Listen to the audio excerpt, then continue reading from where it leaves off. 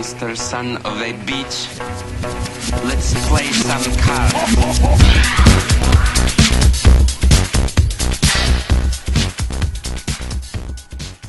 Hello ladies and gentlemen, people of the internet, my name is Shake Fist and I'm making another commentary for you guys. Alright, so first of all I just want to point out it's an M4 gameplay, MW3, and I'm competing against my brother basically, but that's not important. What is important is that last time in my last commentary I mentioned that I made some friends and I had some pretty interesting stories, and I thought I'd bring one to you guys today.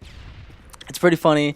I shall call my friend Sarah, because for privacy reasons. But anyways, on to the story. I was in my class, and there was this girl that was Sarah that I met, and she seemed like a really pretty girl, and I thought I would talk to her. So I went up to her. Well, no, that's not how it started. I'm lying. she basically was being a little eavesdropper, and she started talking to me and this other guy, and from then on I was just like, you know what, I'm gonna be her friend. So I just started talking to her. And, you know, we became friends, we started hanging out, we studied together, blah, blah, blah. Throughout our friendship, you could say, some things were said that kind of, when I met her, I had just gone to the machinima office, in LA to, you know, it doesn't really matter. If you want to find that out, go in the link below. But anyways, the thing is that, my dad was totally freaking out and he was freaking out because he thought that it was just a scam and I was gonna get kidnapped or robbed or whatever. And so at first it was kind of like, I was like, Dad, you're crazy. But second time around I was like, you know what, crazy stuff happens in this world.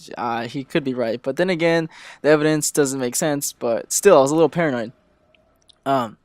But, you know, obviously it wasn't, and I was good. But from then on, like, for some reason, my dad made me so paranoid about things.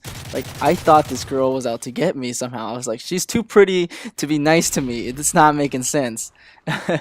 And so basically what happened was, like, we would hang out, and I would kind of just, like, you know, gather some information, see if she was okay in the head. And she was, you know, she was a little small-town girl, and she was really nice, and she drank tea and ate organically, and she had allergies and whatnot, and I was like, there's no way this girl could be harmful.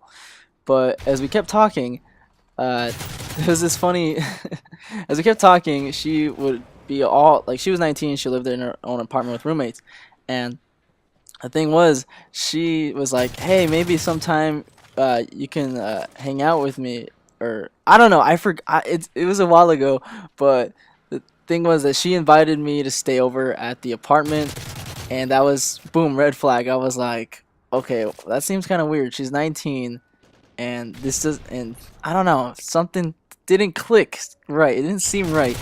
I was like, yeah, sure, you know, that'd be pretty cool, you know. And then we got back to talking, and something else came up. She was like, she talked about how she was from the mountains and she wanted to take me sometime, and she was like, yeah, I'd love to bring you along. We can go on a trip up to the mountains and you can stay with me. And I was like, oh man, you know, like at first I was like, dude, that's awesome, I would love to go to the mountains. I haven't been there since I was a kid, and you know, especially staying the night, and especially with this really pretty girl. But then I was like, wait, whoa, slow down. In my head I was like I was like, why would she invite you to the mountains to stay with her, and you've barely known this chick? Like, you know, I don't know if it's me, but man, something was up about that. I'm like, there's no way, there's no possible way. And I kind of brushed it off, and I was like, whatever. And that's the second happening. And one day I was like, hey, can we study before we take this test?